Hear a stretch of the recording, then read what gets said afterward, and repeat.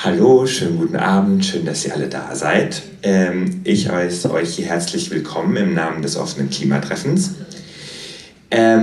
Ich habe heute einen Gast für euch hier vorzustellen, die Ehre, diesen Gast vorzustellen. Bevor es losgeht, es wird eine kleine Aufzeichnung geben, das heißt, die ersten beiden Reihen sind sichtbar. There will be a recording of this event, so like the first two rows will be kind of visible in the recording. So if you don't want to be part of the recording, just move, I don't know, kind of in the back. If you don't mind, just stay where you are. Okay. I start in German first, and then I will introduce you in English as well. Genau, oder spreche ich einfach direkt auf Englisch? I mean, yeah, makes no difference, so I just directly present you in English. I'm really happy to welcome you here at Guadalupe. She's part of the collective El Mal del Puerco, which means kind of the suffering of the animal, of the pig. And she will present us today her research in kind of two parts.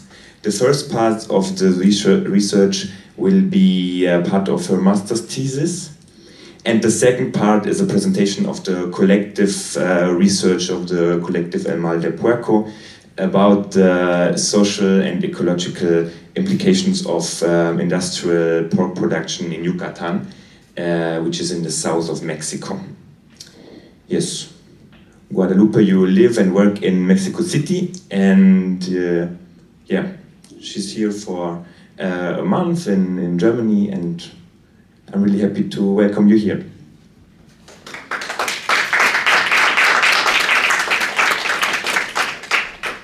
Thank you for coming. Good evening. Guten Nacht.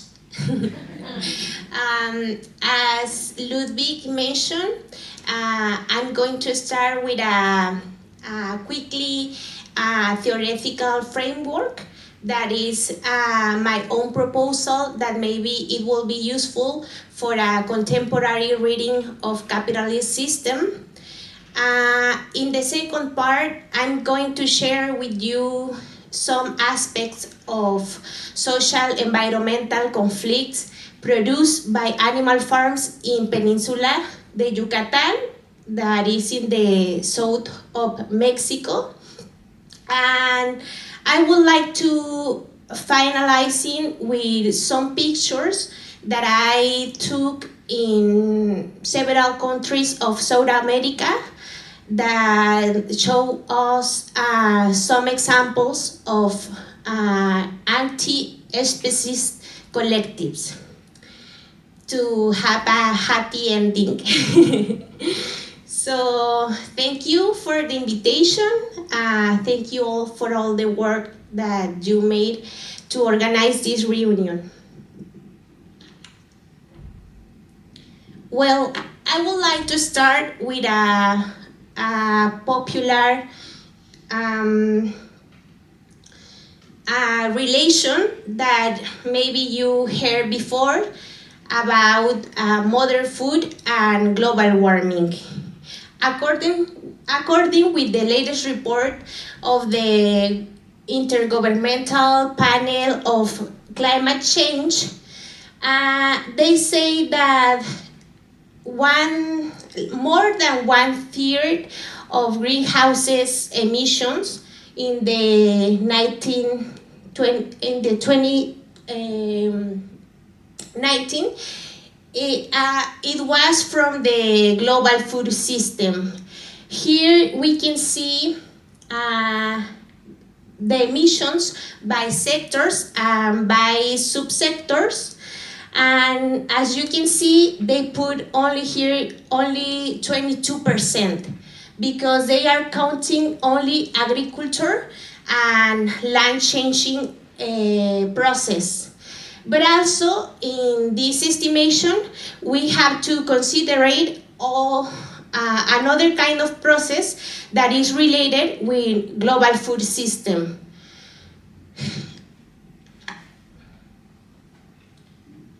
So here we can see the emissions by different type of gases, and this report talk about global food system are associated with 23% or even 42% of the global greenhouse gas emissions. And another process that is important to see is that it's an increasing process. And also there's a very, very clear tendency from 90s to the current days. We have an increase of 20% in three decades. And also this process is related with another process that we are going to see after, that 1/3 of the agricultural land around the world is used for animal feeding in total. So that means that grand part of these greenhouse gas emissions from global food system is directly related with meat production process.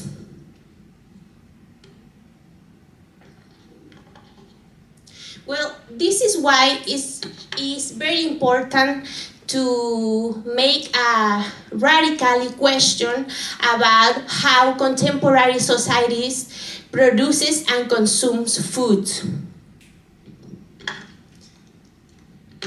If we want to change the trajectory of global warming, we need to, as people in general, but I think it is a very important topic for leftist collective to ask about what types of products make up the food supply, because there's a lot of question inside of this big question. What does the industry produce? What it produces? How it is produced? What are the implications and effects of this way of producing? So next, I'm gonna share with you in a very quickly form some points that maybe can be useful for us to understand the magnitude of the global powers inside of the agri-food system. It's a theoretical proposal that, as Ludwig said before, it is part of my research project, and it comes a lot from a materialistic and Marxist perspective, but also is in dialogue with ecological politics and animal studies and non-speciesist theoretical. So some researchers, as Philip McMichael or also Harriet Friedman, create in this century the concept of food regime. This is a very important concept for my research because I think it's very clear to explain with this general diagram. With food regime, these researchers want to explain to the society that the currently global food system is dominated by small groups of big corporations that capture big and different processes in different spheres that conforms the economics food systems. This is a typically used diagram, hourglasses diagram maybe, and with this one we can see that in one part we can imagine all the people or companies or farmers, big, medium, and smallers, that produce food supply.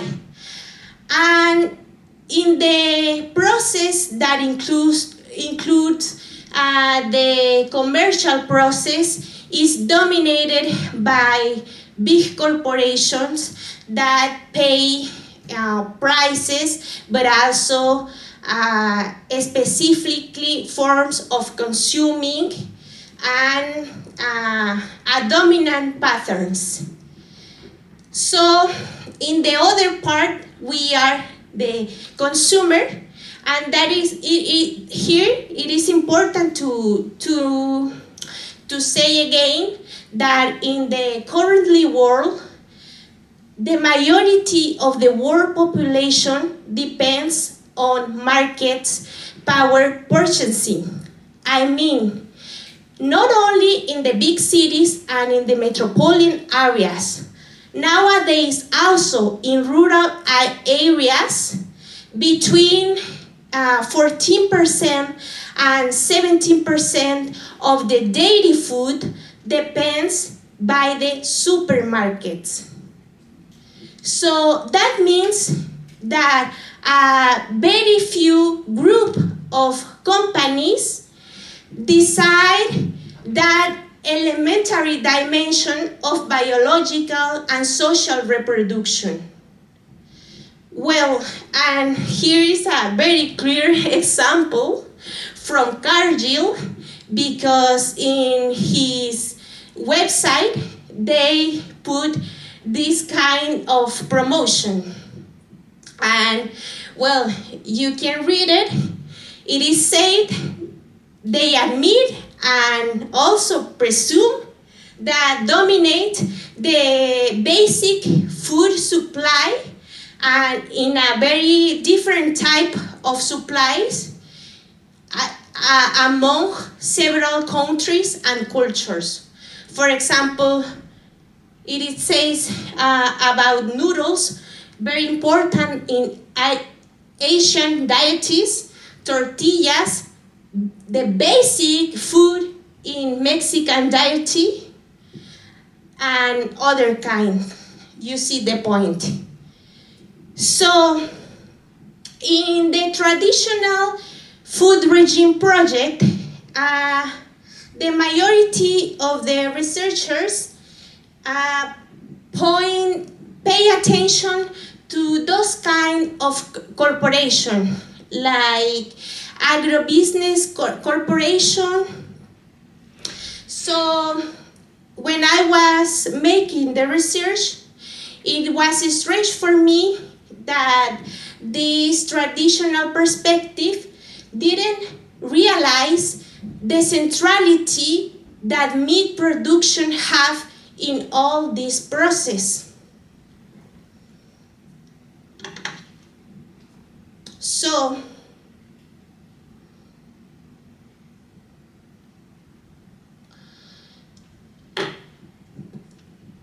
So that's the reason why I think it is important to pay attention not only to the meat industry, because the majority part of the studies research the meat industry and refers only to the process industries. I mean the matadero, how do you say? This part when the animals are killed and processed to become meat products. But as Marx teach us, we have to pay attention to the whole process of production. So that's the way I get to the point that these conventional meat industries are related with another kind of markets in all producer spheres, but also among all the economic circuits of capitalist system. So here I recover a very illustrated picture from American project that explain in a diagram how from 80s the meat industry production around the world is concentrated by 5 industries. Well, this is only for 2010s, but nowadays some researchers point that 90% of the meat products, but all kind of meat products, it becomes from 5 big corporations. And maybe sounds strange for us because in every country we saw different brands, right? But the idea to pay attention to the all industrial process is that we can realize how these companies are related in a financial way and even in process way. So, for example, this is so important, but only pay attention to these conventional meat industries. The slaughter, the mataderos. So, that's the reason why I'm proposing the concept of meatification. So, I ask you to understand by meat commodities all 2 big kind of commodities. In one side, that products that people knows as traditional meals. For example, it is different, the diets in every country, but we refer to a fraction of a non-human body. But as you know, we have a bigger market supply that it's about several ultra-processed food, in which one, in the mostly part of the time, we don't realize even the exercise of presence and absence of the origin animal. For example, jellies, cookies, yogurt, even alcohol drinks, a lot of junk food. And I know that here is a little more difficult because you have a more strict regulated system, and the supermarkets have to put the indications, right, in the brand and specify if it has an origin animal products or not. But think about Latin America, because it's not mandatory that they put all the ingredients included in those kind of products. And obviously, this difference permit a lot of strategies serves for control population and to create inequalities between territories. But we are going to see this point after.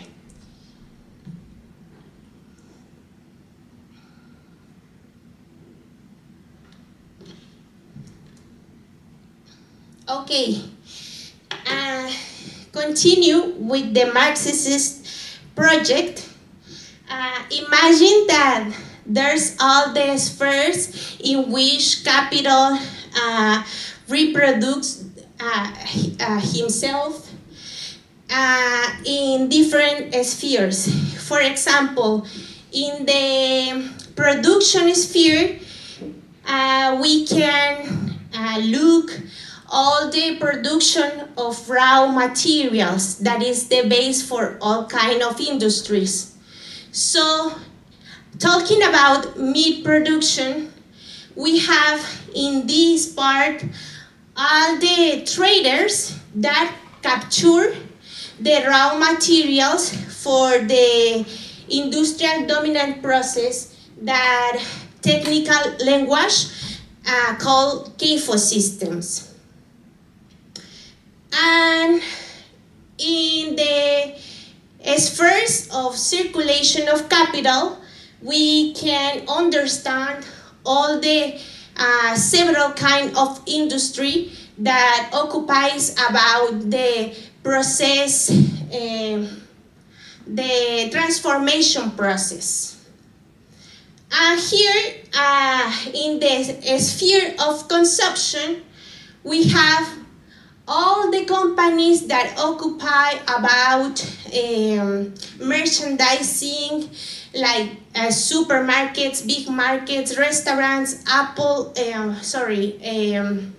digital markets, etc. No? So I want to mention that in conventional studies, researchers sometimes pay more attention to this sphere, and that's the reason why I showed you before the diagram of the hourglasses, because they pay a lot of attention of the financial and commercial process. And this is important, sure, but we can create this break conceptualization with the other spheres, because in these spheres the capital system creates the value, and the value after reparts in all those different kinds of capitals. So we have to pay more attention to the material relationships, and also because here is the main part where bodies, I mean human and non-human bodies, are being exploited. So I'm gonna give you only some examples about different kind of industries that are required in the dominant model of production in meat industry. This is not at all, only a few examples. For example, they need fossil energies in all the process. In this sphere, for example, for fuels, for fertilizers, for all the machines in monocultures, and even for create all chemical subproducts that feed productions include to create this feed for animals in jails.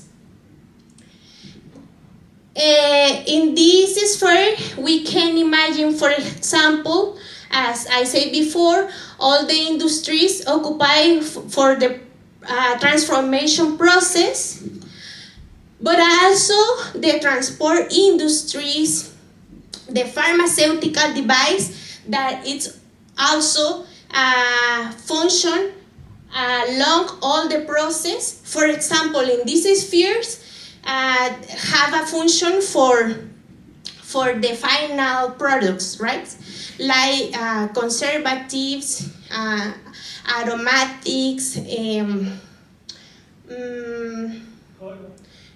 color for the consistency, etc., etc., etc.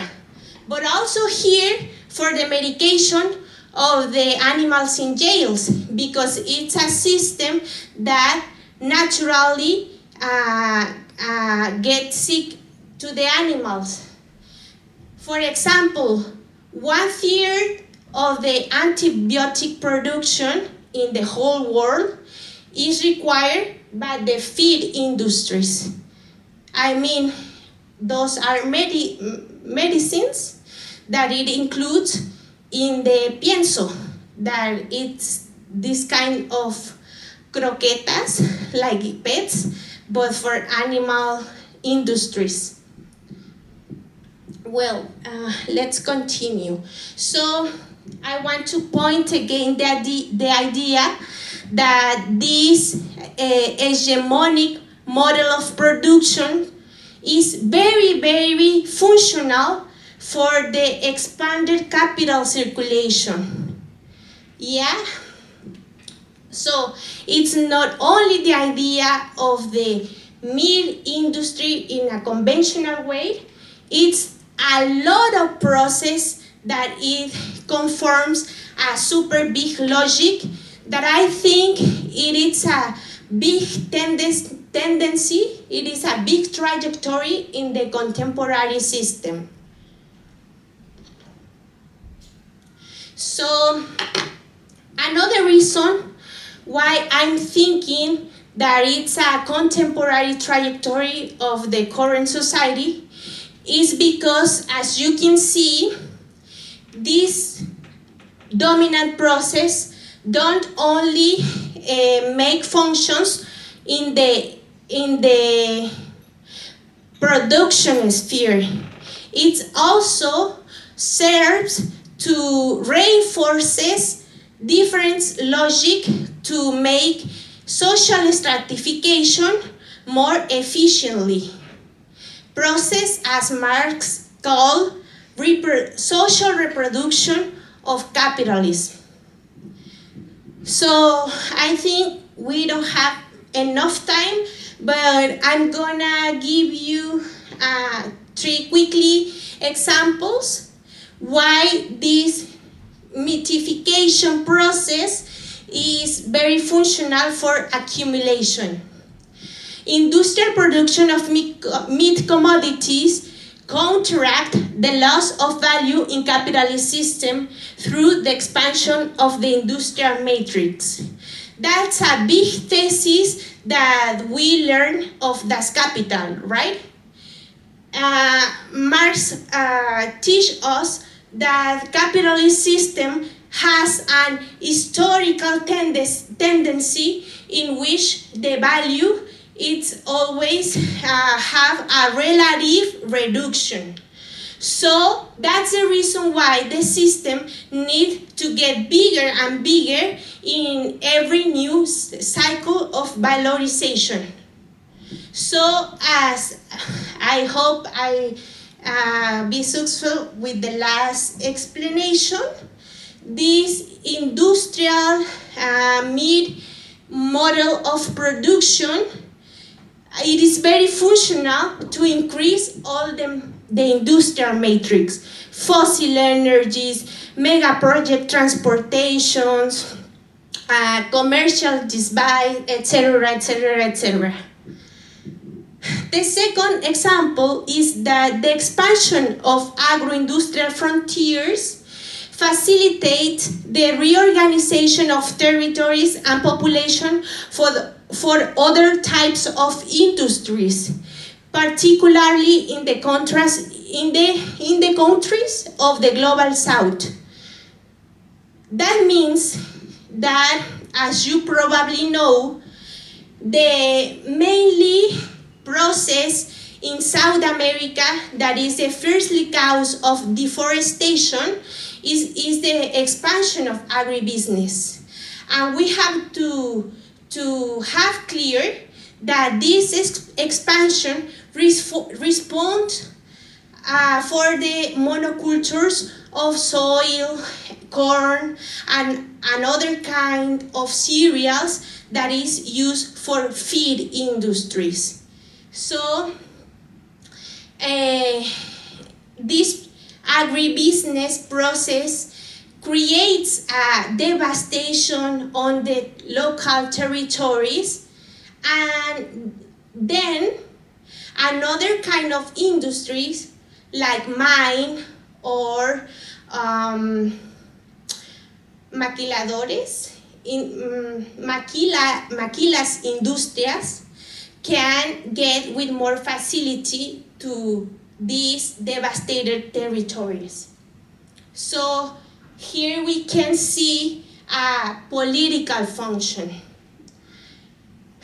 Another example could be that the aesthetic and cultural construction that is produced around forms of meat consumption serves to legitimize the speciesist violence of the system.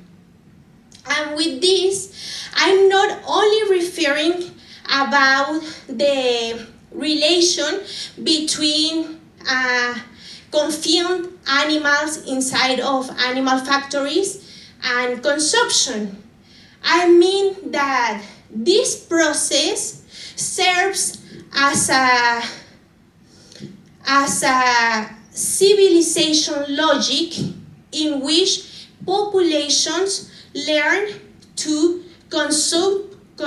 consume other bodies, because it's a big lesson that other bodies that are not human bodies, it is a material for us. So here we can see reification violence against animals. In addition, it reinforces other systems of violence that are functional for social stratification. This is a topic that is nowadays is very attend for critical animal studies. Maybe you heard about some articles that research, for example, the relation between gender or colonialism inside of the function of animal farms. Because the idea is that a meat industry also creates a social stratification in which vulnerable bodies occupies of this dirty work, right?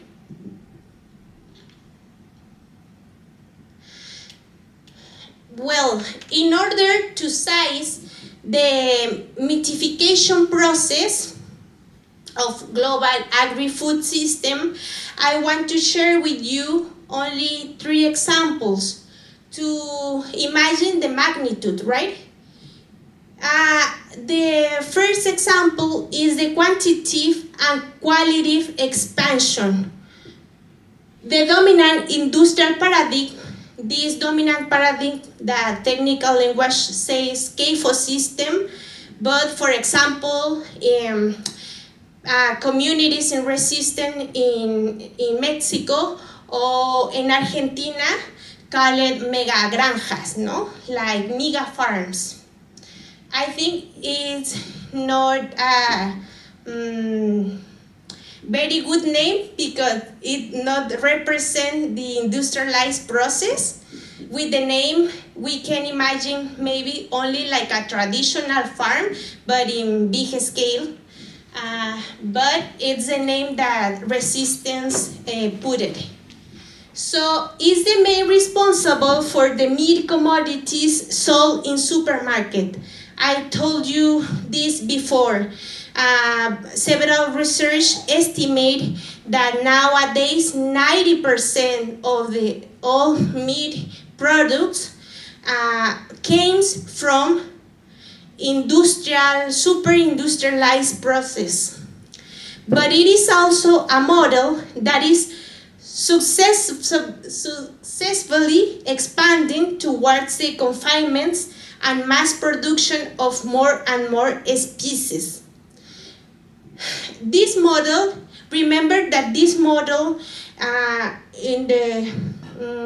it started in Europe also, but the last industrialized technique, it invited in United States in the 60s. And it started with porks and cows.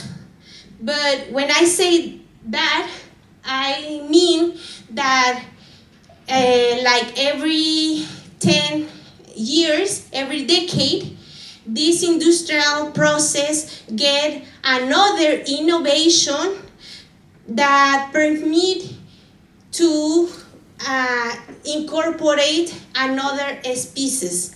For example, today, mega farms or animal factories function also for to aquatic and marine species, like octopus, for example. That is a super cruelty process, because as you know, octopus is a non-gregarian animal.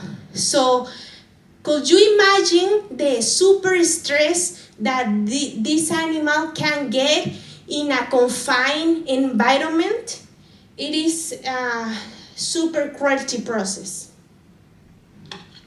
But it's the same process with salmon, with shrimps, with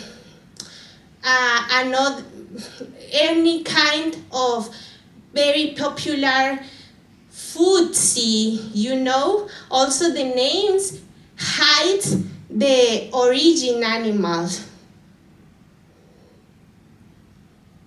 The second example, it is the diversification of the industrial matrix. This is a very interesting process in the perspective of the corporate powers, because they can read every context and adapt some part of their industrial process to create this idea that the food supply, it is close to the traditional food, to the traditional diets. That is happening in Mexico, that is happening in Brazil, that is happening in Argentina. A lot of people think that this production came from the traditional process, because these big companies can simulate the idea of this similar merchandising. So currently, 1/3 of the planet's arable land is used for the manufacture of animal feed. In the countries of the global north, you can check this information in the Agricultural Department of the United States. 1/3 of cereals, this is the case of Germany, are used to produce animal feed, particularly corn, soybeans, and sorghum.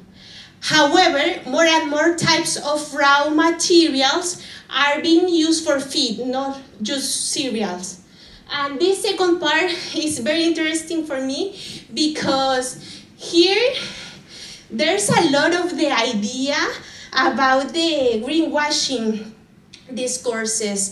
Because, for example, green capitalism in Germany say that, like, nowadays it is problematic, the soy monocultures. Some companies want to start to make feed products with insects, with plants of the sea, to get recycling process, etc. But the advantage we have, if we read in a materialist perspective, is that this innovation, it couldn't replace all the industrial process, because there's a lot of indirect industrial markets that depends of the dominant process. So yeah, maybe one case or two or in 5 cases, the companies, it's gonna be a more sustainable process, but it's only for political benefits. It's not going to change the whole industrial process, because we see the industrial matrix, right? So the third example is that meatification of diets produce inequalities, and this could happen inside of one country or also in a geopolitical logic. For example, well, we can see like a world trajectory, for example, that diets are changed very quickly, very quickly. For example, think about how your parents or your grandparents used to eat. Maybe, pork meat is very traditional in Germany. Let's get it. But your grandpas doesn't eat meat every day because the materialist process didn't capable to do that. I mean, only the supply that permit eat meat products every day and several times one day, only it is only function with these CAFO systems.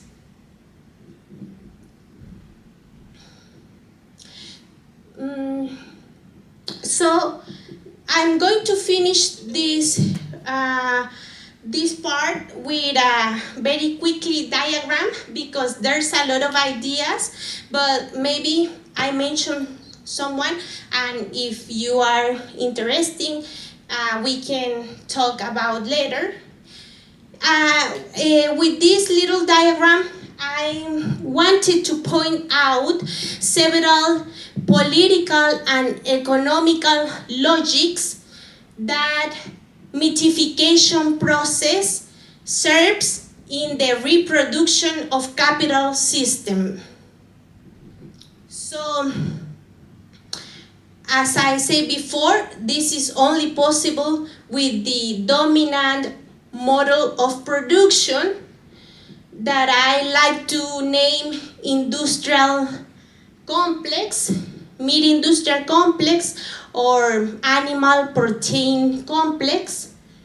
And the different strategies are, for example, the speciesist violence as a civilization project, but also the biopolitical control of human and non-human bodies.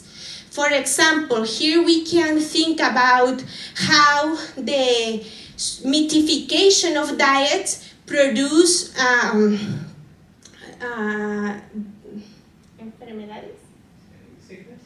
sickness. No?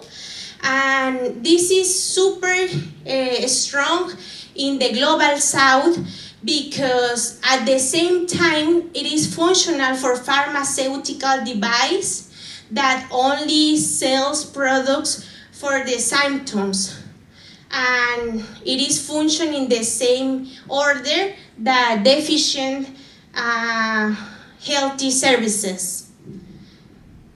But we can also think in non-human bodies like water bodies or animals inside animal factories that are being exploded.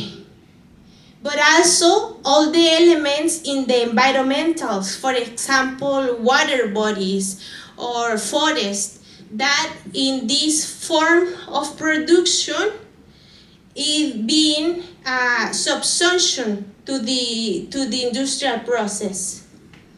And this is going or function with a spatial subsumption of the territory, because with this idea I wanted to say that when this dominant process enter to a territory, it is almost impossible that local food system survive. So it is very functional for control strategic of the labor force, and also to create this historical inequality between metropolitan areas and peripheral geographies. That it's a natural process inside the capitalist system. So let's go to the second part, that it's a specific case about the environmental conflict produced by animals factories in the peninsula. As I said, people that defend the territory named this project as mega granjas. And here is a picture of protest, political demonstrations. There are a lot because it's not a recently process. And also here we have like a water base that is a beautiful, beautiful kind of water body that it calls cenote. You can Google it. Cenote, it's a paradise landscape in the peninsula. It is, I can describe how beautiful they are. The water is, it's between green and light blue, and also has a very important political symbol for indigenous culture, because it was the pre-Hispanic landscape in which several cultures grow up. For example, Mayan culture. And nowadays in the peninsula, there exists a lot of indigenous population, but the most representative is the Mayan culture. Here is a pig in jail that also, this is a pharmaceutical creation. This kind of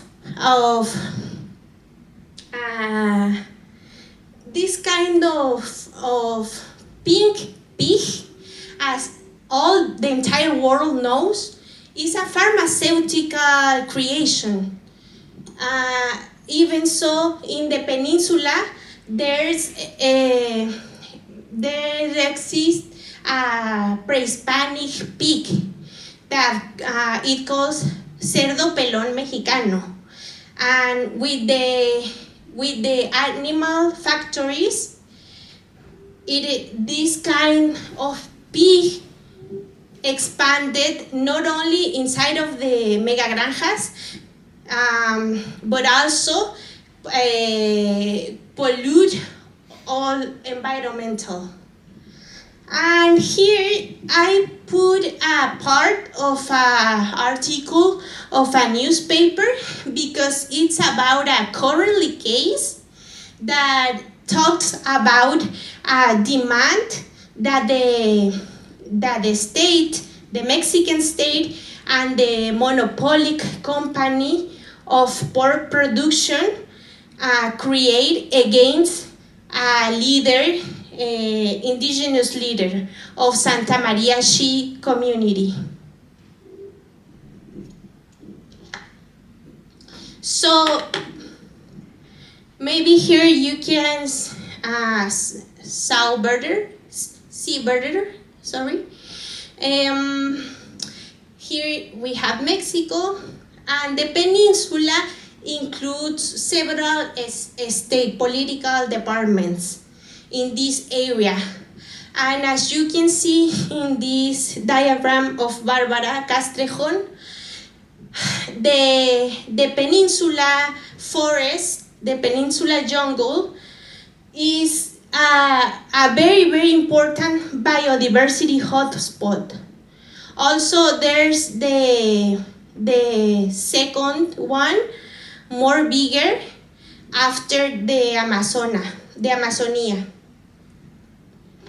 So that create another super important risk, that the pollution of this area generate badly affects not only for this region, even so for all the global ecosystem, because that's the idea of hotspot.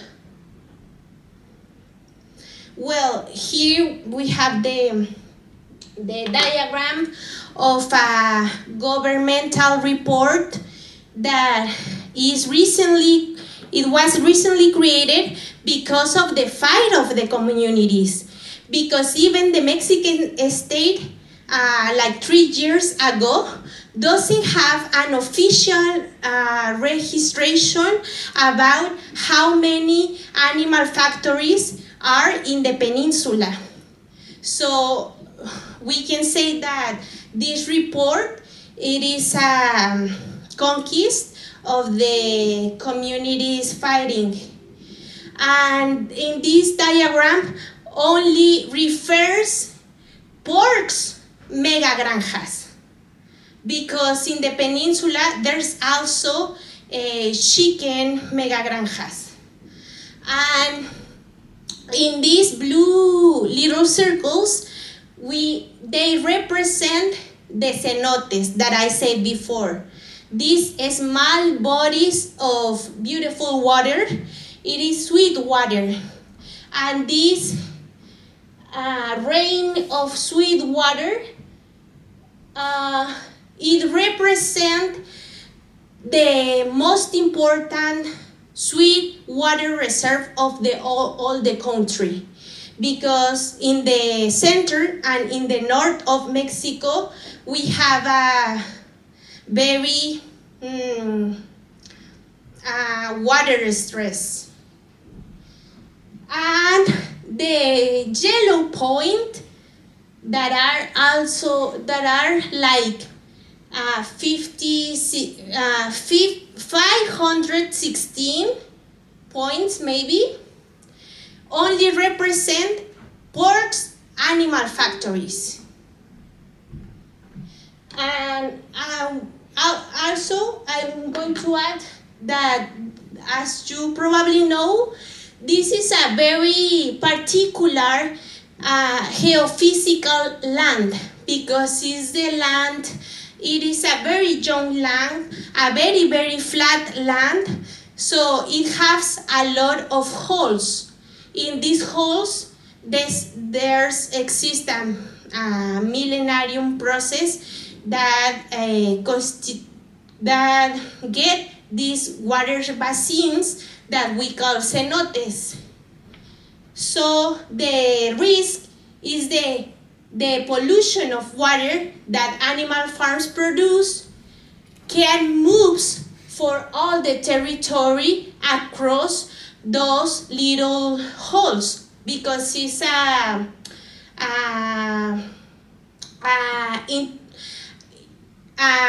super connection system inside of the land.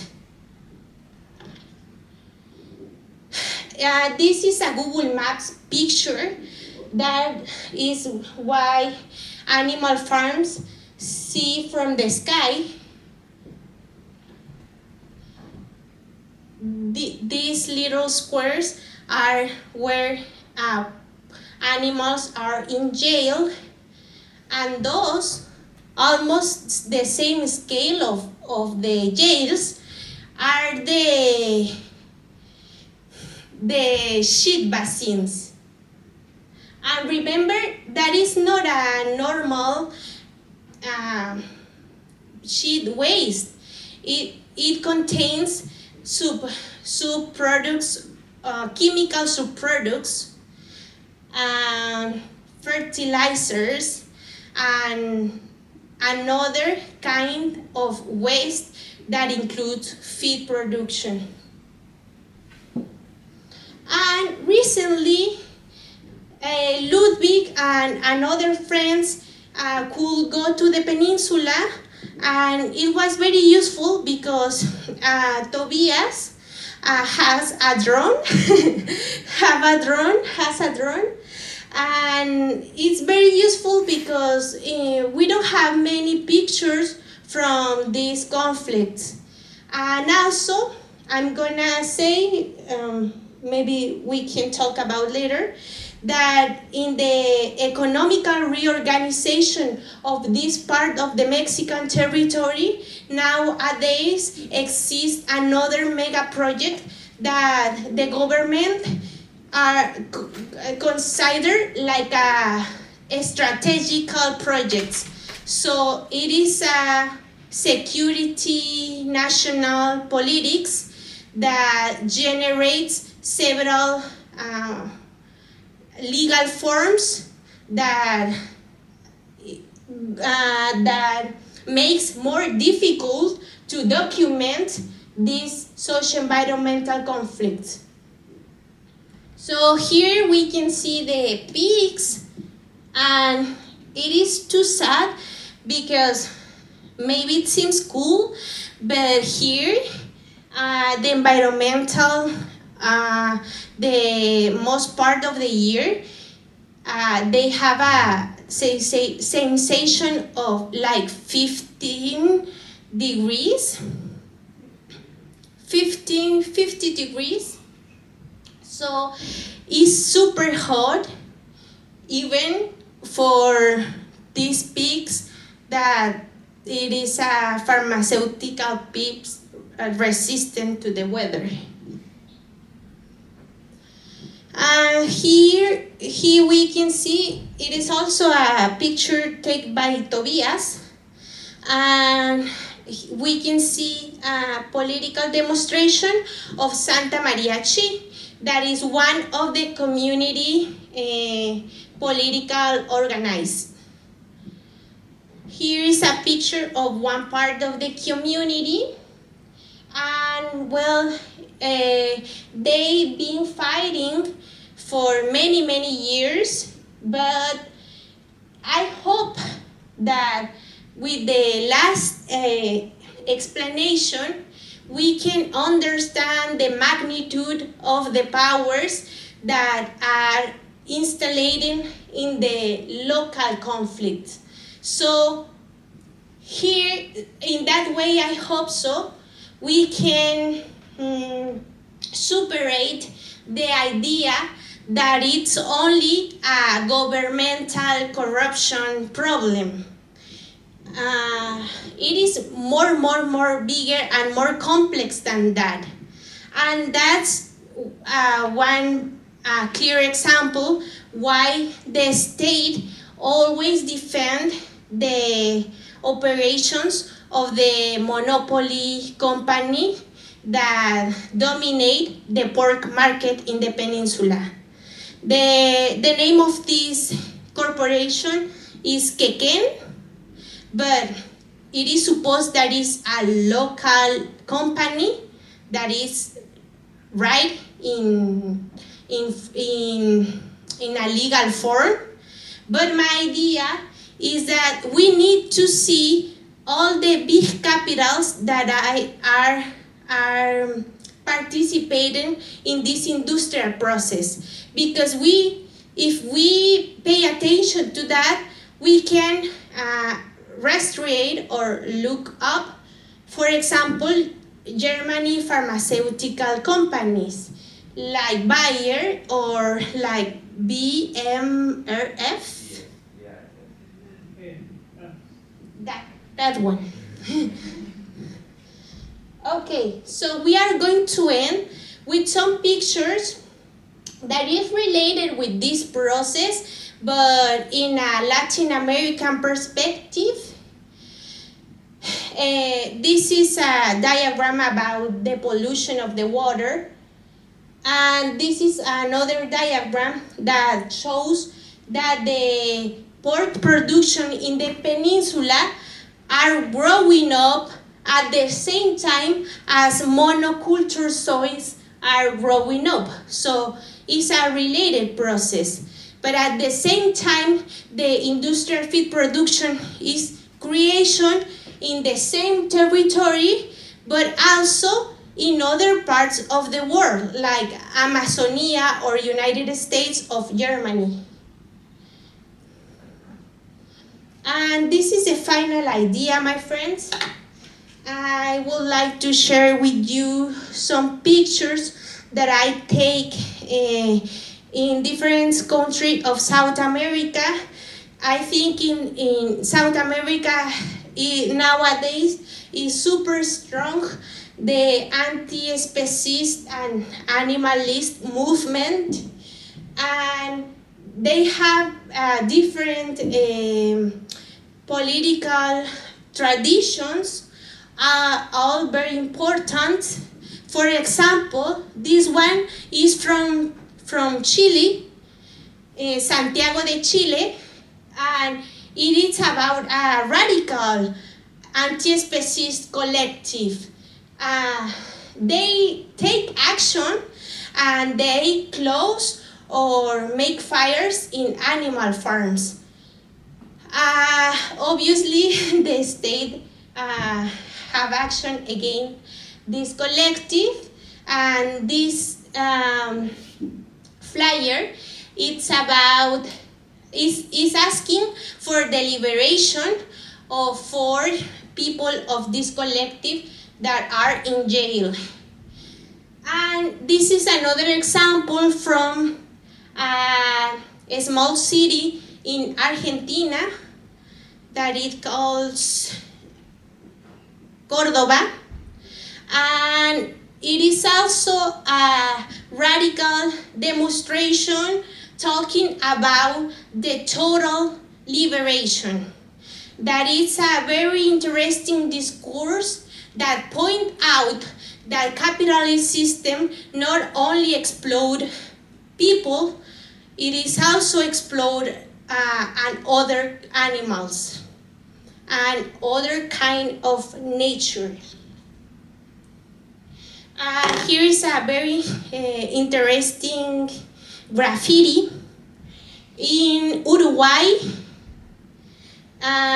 It's from a vegan collective that create different kinds of graffiti to illustrate how the animal origin foods is so strong in our daily days, and even we don't realize that it is strange to take milk from other species.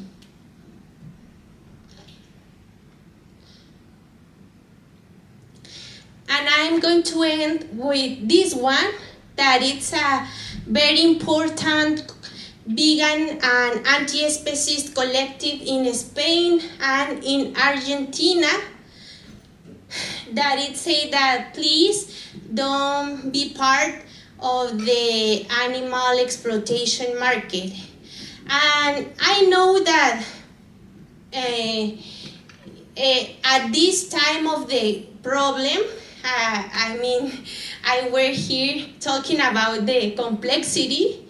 So the individual actions is not enough in this part of the moment of the problem, but it's part of the fight, because we have to destroy the speciesist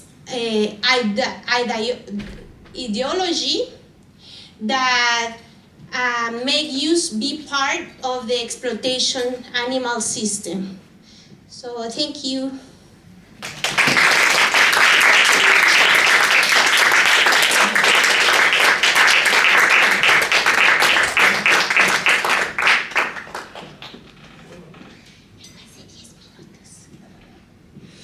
So maybe like first have to some questions to Guadalupe. You can do it in German as well, and we can translate it collectively. If you have any questions about the presentation, about the concept she presented, or about the struggle in the peninsula of Yucatan.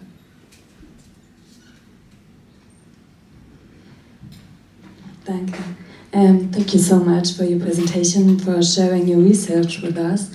I would love to hear thoughts from you about how, the dimension of language in these processes that you described. You touched the topic on several occasions, like when you were talking about mega farms, like how this term is like a disguise for the industrial violence that is happening there, and how this. My question is like, do you think that this could be like a strategy or implication of the meatification processes, but could also be like a counter strategy, like when you were talking about the anti-speciesist collectives, and they were asking about having their comrades be freed from jail, or like you used the terms pigs in jails. Like this is also a dimension of the power of speech, of language, of terms. Yeah, maybe like this.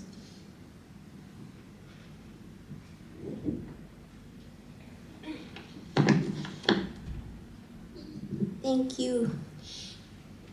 Yeah, well, I think this dimension of the language, it is super important, and it will be a super study from the critical animal studies, and also from the post-humanism philosophy.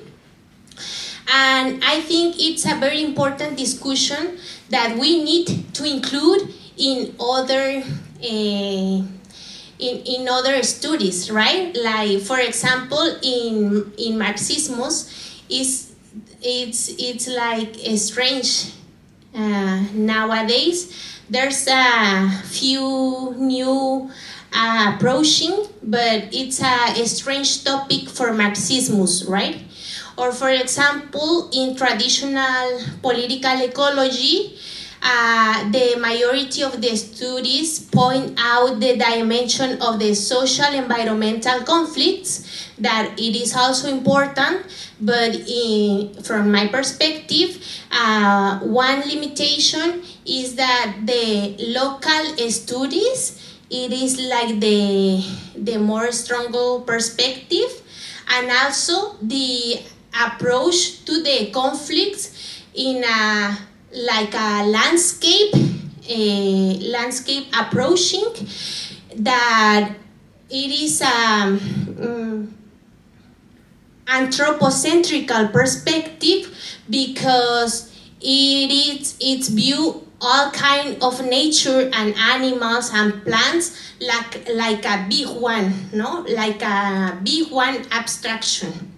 So I think we have a super important challenge nowadays, that is to think what kind of methods, what kind of a strategy the capitalists use to explode every single kind of life. I mean, the capitalist system, it doesn't explode in the same way a human in whatever industry, or a pork, or animal from a laboratory, or an aquatic species. So the problem is that the corporate powers, it's very good to study the specific characteristic of a specific kind of life, and creates a peculiar technology and power device to try to extract the more benefits. So in a critical perspective, we need to study those kind of specific strategies. And I think the language, it is like a very important part of this critique, because the language, it is always functional for the maintain of the status quo, right? It is a big lesson that feminist movement teach us. We name the things in a way because it's the dominant power way to mention. So if you start to study this kind of process, like animal and meat industrial process, we can see that in the technical language, we always reproduce a reification language against animals, that also reproduce the idea the other animals are things for our consumption. So I think we need to break this language and create new strategies to not only to create another concepts to call it, because the language it is formed to identify with the other. So that's why the importance for me, because maybe we can introduce we need to break this technical language and introduce in our daily days another kind of names that doesn't reification other existence.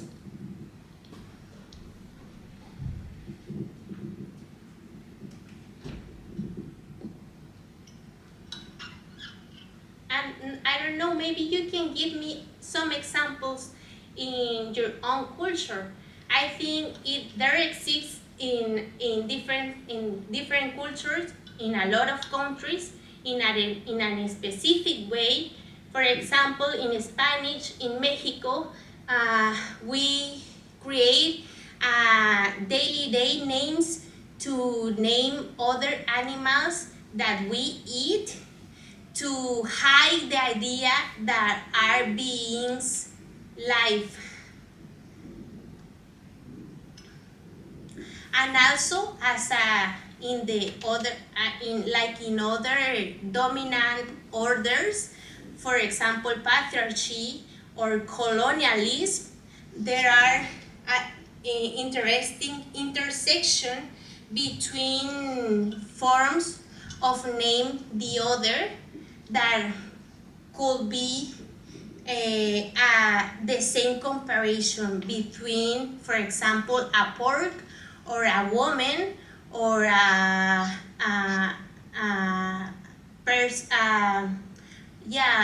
color person.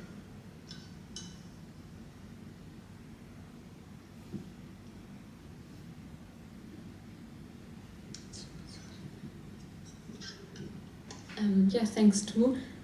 Two questions. One is a very basic one after a number that you said when I was just coming in.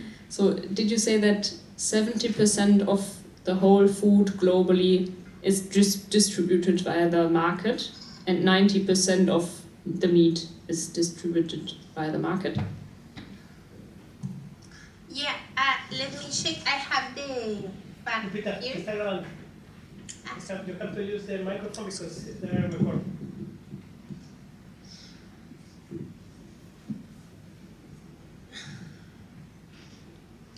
Yeah, here I have the fact. It is from the Agriculture Department of the United States. It is recently, 2 years ago, the report, and say that diets around the world depend on people purchasing power. 56%, more than the middle, of the world population are living in cities, but even in rural areas, between 15 and 17% of the food that make up the diets is bought in supermarkets. So it's the idea of the expansion or urban spaces, but that it happens also in very far away communities, right? For example, in Mexico, with the neoliberalism process, it becomes a normal situation that in very, very far away communities with problematic transportation access, companies like Coca-Cola or Bimbo, that it's a transnational corporation, arrive and create mini markets. So it's the idea that those kind of big companies have a very successful process in which they could position their products for everybody. So now the vast part of the world population, it depends of these powers. Thanks.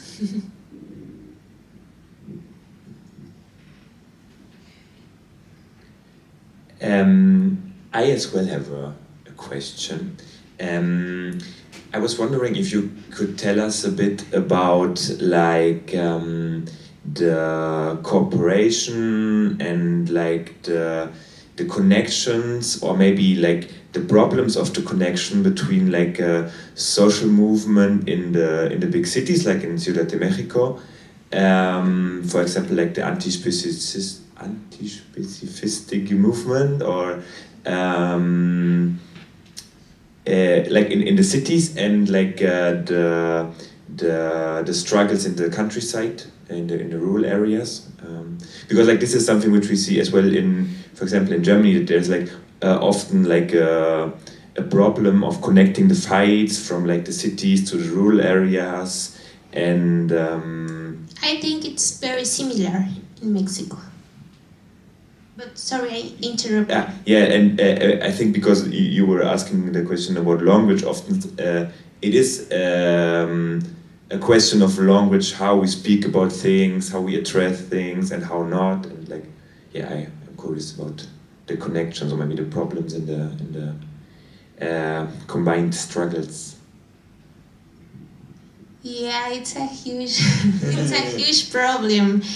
I think one of the expression of the current capitalist crisis is it's in one big part the crisis of the leftists in the metropolitan areas. I think in urban areas the relation of powers nowadays is so inequality. So in urban spaces, it's very difficult to survive. The cost of day-to-day are so high, and for me, I think it's a reason why we are not radically question the forms in which we reproduce, because the food production, the medical services, we take it as it is exist. And it is a very different process in rural areas in which those mega projects are installing. In some parts of South America, it could be maybe more opportunity to fight against this project, because in some parts the property system of land are different, and the property is a collective process, so maybe there's still existing idea of collective reproduction, but it is not enough. That is why this fact of the 17% of the daily food is so strong for me, because it means that also in peasant communities, peasants are not producing the majority of the products of their daily needs. So I agree with you that it is a very difficult moment in which we need to connect to create a collective discussion to connect process because the strategies of capitalist domination are so complex and are from several logics, from several kind of nature. So I think in communities, in peasant communities, they need support from urban spaces, but at the same time, they don't have the answer to. So we have in urban areas less, less. So that is why for me it is important to connect, to have a interdisciplinary discussion.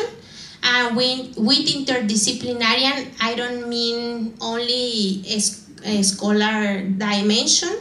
Interdisciplinary because the capitalist is an interdisciplinary system. So, for example, in the case that I show you, people from the peninsula doesn't has the topic of animal liberation. Even in many communities, they don't know that this monopoly company, Quequén, they a lot of times they don't know that the circuit process is related with transnational capital. They think that it's only a rich man of their state, and it's a normal pork, and it is normal to eat those pharmaceutical formulas. So it's an example that why we need to create a collective discussion to maybe to be able to have a better diagnóstico del a better reader of the problem. And in the other hand, in some urban vegan collectives, in some cases, they only pay attention to the market supply of supplies.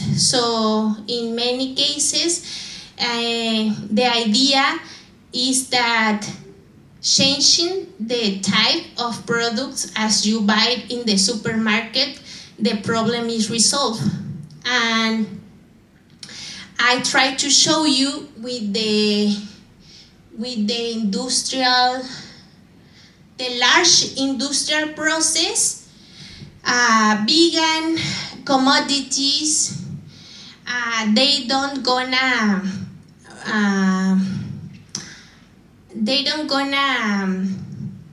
make a general trajectory in the market because vegan supply it not depends in a very strong way with other industry like pharmaceutical device. Maybe in this sphere, yes, because all the products that the food industry add to the modern food, but it not requires pharmaceutical device in other production spheres.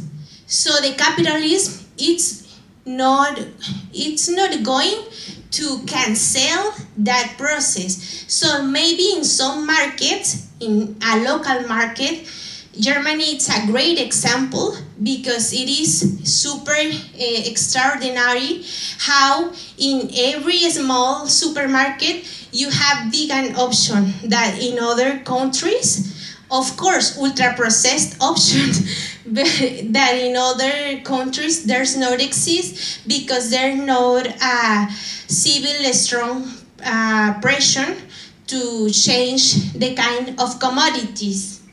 But for me, it's only a greenwashing strategy to represent that some sustainable process are installing in the classical, in the traditional meat industry, but it's not gonna replace all the process, because that dominant process mobilize another kind of companies for the exploitation in the Amazonia, for the exploitation in the peninsula, in South Africa, and it related with another kind of production industries.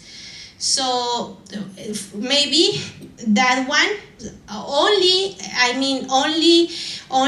demand another kind of commodities in the market is not a good idea. It's not the solution. It's very superficial process. It's good. Maybe it's good in some dimension, because the global warming is so quickly, and I started the presentation with that fact that 1/3 of the land agriculture in the whole world is required by animals feed. So maybe change all the supermarkets in the whole world. It could be reduce the acceleration of global warming, because the frontiers of the agribusiness increase in a smaller velocity.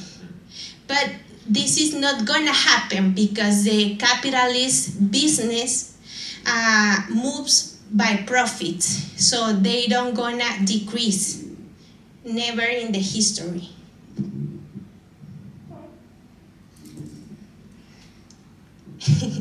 Sorry. Are there any more questions as well?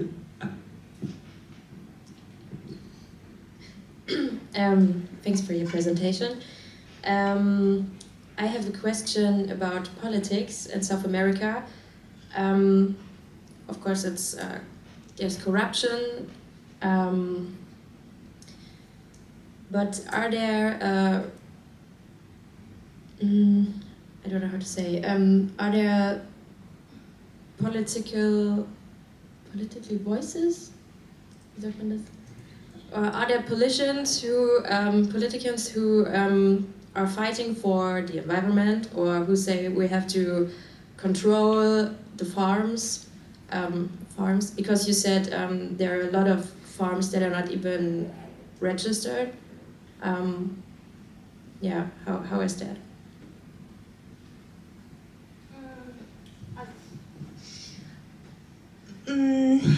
Well, some kind of vegan political collectives were very important in the last decade in South America, because they create urban movements in this kind of form to demand to the national state to be more responsible, more serious with the food market regulation.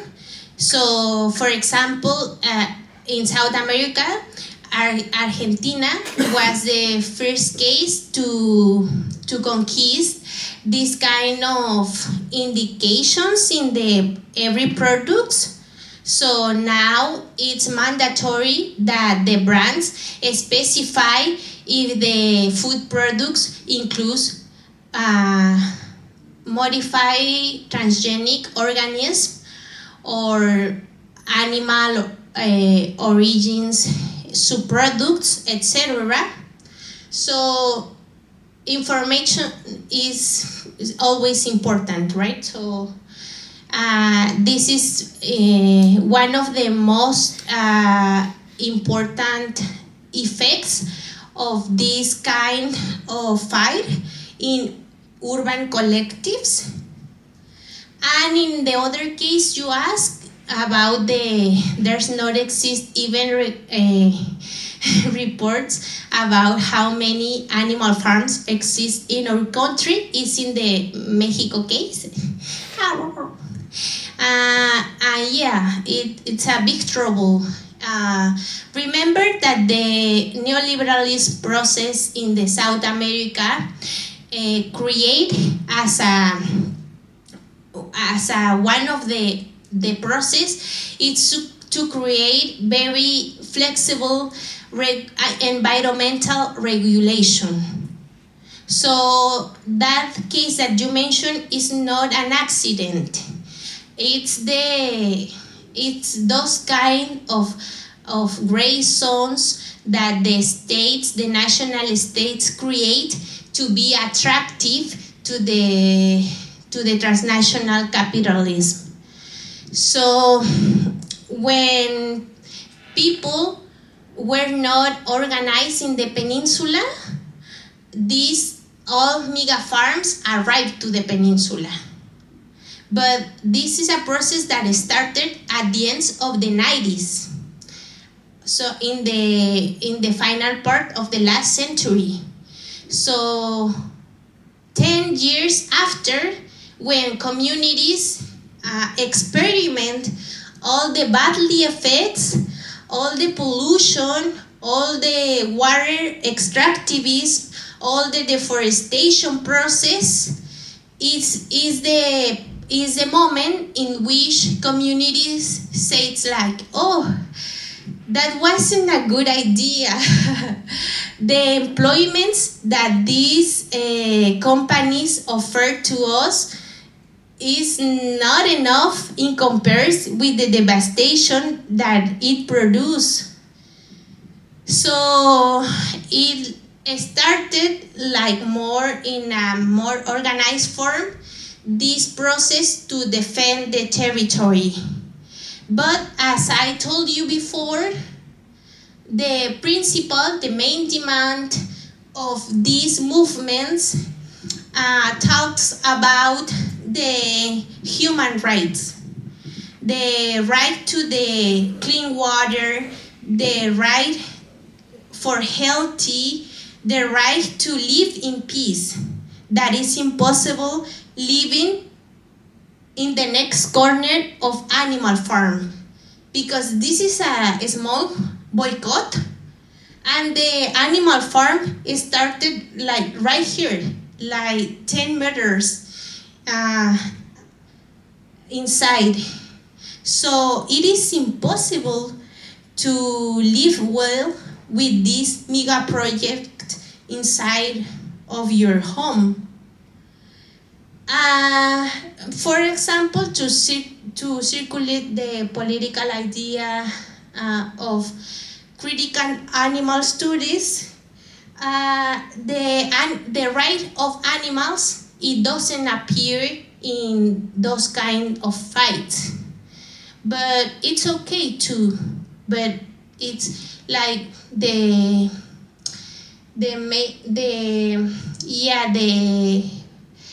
priority. Yeah, the priority for people is to drink clean water. So they don't have time to think in the cruelty form that porks are being traded. But that's why I think we need to generate a conversation, a collective conversation, and share different strategies, information about those processes that are installed on the territories, but it's not a local problem. It's a transnational problem. It's a global problem. And these forms of function of the animal factories,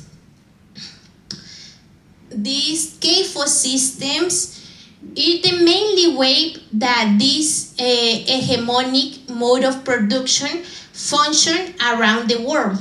Maybe some superficial things change. For example, in the Peninsula, that is a very, very warm weather, well, they don't use walls, right? And in Germany, they use walls like a big fabric. But the model of production is the same. So for me, that means that this problem doesn't exist only in this global south. It exists around the world. The difference is that the capitalist system create a international inequality division of the industrial process and the labor force, and the more demands process of water, energy, forestation, minerals are situated in South America, but it's connected with all of the global food system. So I think it's important to radically question the mode of production in every country, because it's all connected. Yeah. You said the people care, activists care, but does the government care? No, because the government, remember that the states are a form of facilitate the global capital expansion. So it is function like that in the whole world, but it's more clear in the periphery because it is more directly the way in which the governments, the states, but the government in course always protect the business interest. For example, that's a good question because, for example, as you know, nowadays it is supposed that in Mexico we have a central lefty government. It started with López Obrador, and in this year, now we have Claudia Sheinbaum. And yeah, it's a short period of time, but nothing changed. This extractivist mega project continues and also reinforced. We don't talk about it before, but in the peninsula, maybe you heard before that it is in construction, the super mega project transportation that it calls Tren Maya, Mayan train, like indigenous culture. And it's not a transportation project that it will be functional for communities, for people. It is a train that the main proposal is to move raw materials, for example, meat, pork, among all the territory.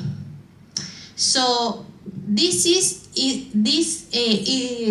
Tren Maya is a good example because it's a lefty government project.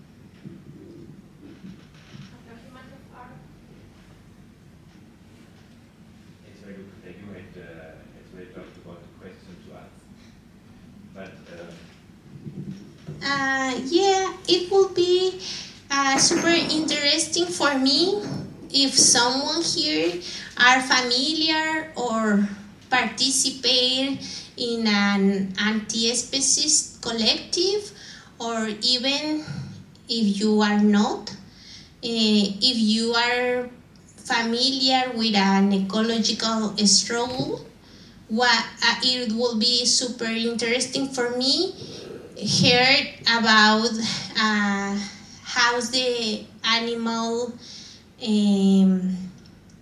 the animal question is included in your organization, or if it's not included, why, and what kind of discussion you have about global food system. It will be great, but it's not mandatory. Can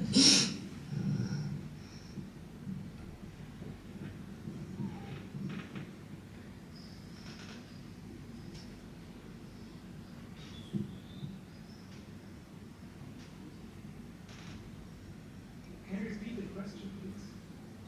Ludwig, te lo digo y le dices en alemán. Okay. Que si alguien de ustedes participa en algún proyecto antiespecista o en algún proyecto de un proyecto ecológico, me gustaría saber si han discutido la cuestión animal, y si sí, qué están discutiendo, y si no, quizá alguna idea de por qué no está incluido. Y quizá una segunda pregunta sería qué discusiones han tenido a propósito del sistema alimentario mundial. Also sind quasi zwei Teile der Frage. Der erste Teil bezieht sich darauf, ob wer von euch entweder Teil von einer antispezifistischen Gruppe ist oder mit so antispezifistischen Kämpfen irgendwie verbunden ist oder Erfahrung hat oder Menschen kennt, die Teil davon sind und die dort eben quasi antispezifistische Kämpfe verhandelt werden und diskutiert werden. Und der zweite Teil der Frage zielt nochmal eher darauf ab,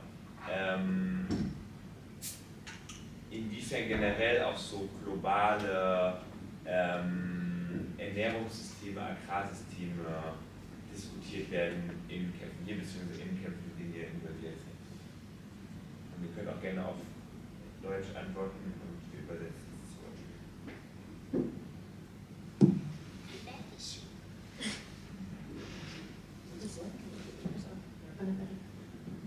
So, I thought a lot about what you said in the end about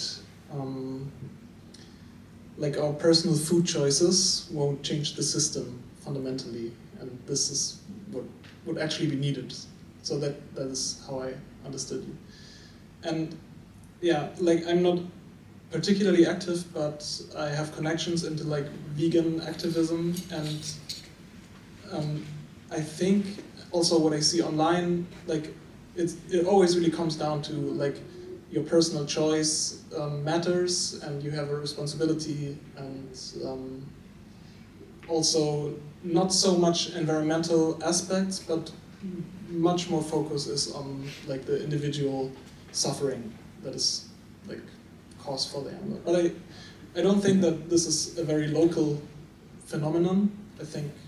I feel like the vegan movement in general focuses very much on like individual suffering and not so much on environmental aspects, although this is a big and important topic. But yeah, I hope this kind of goes in the direction of what you asked for. Yeah, so this is my impression.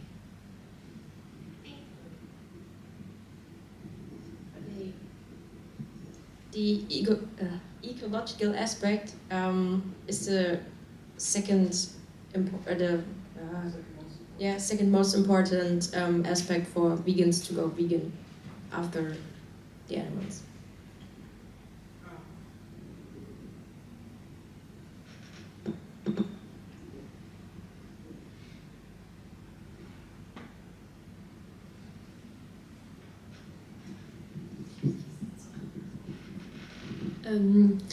So I used to live in Bonn before I came to Frankfurt, and there at the university there was I think it was Students for Future, who tried to negotiate with the cafeterias and the management of the cafeterias to change the menu and to have more vegetarian options. And I think that was, so in the beginning I thought it's a bit like this individual kind of thing, only not so individual, but after a while I thought that it's actually, I think, quite a good political way to go if you stay on this, not on the like, let's do revolution, but in the level below that, I thought it was quite a good way to go, because it's not on the individual person, but it changes the supply and the way people eat in a very like public place, and it's a kind of a community way to go.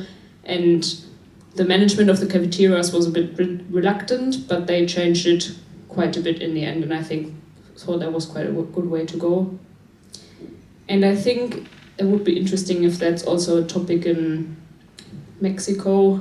I think sometimes here, at least for me, maybe it's not for everyone, there's a bit of a distance to the anti-speciesist movement or the animal rights movement, because I sometimes feel their language to be very strong. So we talked about language before, and I think that it's good to use drastic language to describe what is happening, because it is drastic and it's horrible. But here in Germany, sometimes I think animal rights people are using the word Holocaust or Shoah to describe what's happening in animal factories, and I don't think that's appropriate language. And I think that creates a distance between some leftist groups and the animal rights movements. And I feel it might be an international topic, because I don't know if you know Half-Earth Socialism, the book. It was like a book kind of fairly popular from two Americans, and they, I think, in a way try to bridge some debates about planned economies and animal rights. And they write that in the introduction that they feel the animal rights movement should be approached a lot more by traditional leftists, but that the animal rights movement should maybe be aware of not making too drastic of comparisons like that. Yeah.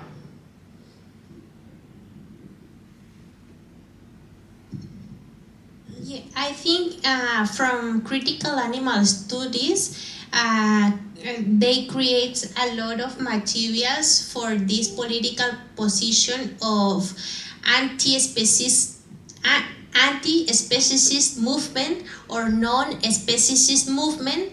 And I agree with you that maybe one of the ideas to separate like the political tradition, maybe it is exist rather than some vegan movements only focus on the individual actions in the shopping markets. But I think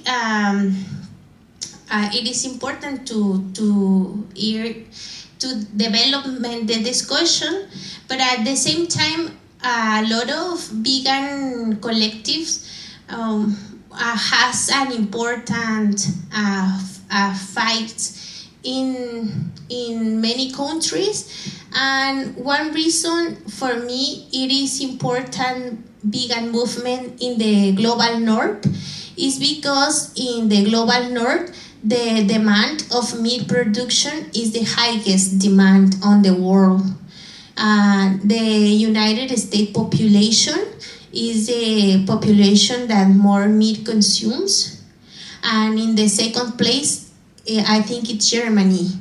And conventional studies always say that Chinese people are bad, blah blah blah. And in many kind of species, but for example, United States, always the governmental discourses say that the main responsible are Chinese population because their demand is the highest. But it's a tricky fact because it's the highest, but in a total population. But per capita, the consumption is higher in United States and in Germany. So that's the reason why I think vegan movement is so important in global north, because maybe it's not a revolutionary answer, but it is super important to change the daily day patterns, because it is a way that is not sustainable for the whole planet. And as I hope to or try to say here is that generates specific problems in real lives in people's in South America and devastation effects in some territories of the global South. So yeah, maybe well, it is important to have an evolution political discussion inside vegan and vegetarian collectives, but there are also important to question the daily patterns. And maybe the next step in the vegan agenda is, or it could be, to question all the supermarket supply, not only the meat production, because we saw before that all our day foods, it depends of supermarkets. So I think we need to going out of those kind of mechanisms. And even we can look about urban culture process in many cities of South America. People are creating urban gardens to produce their own foods, and there are super interesting process.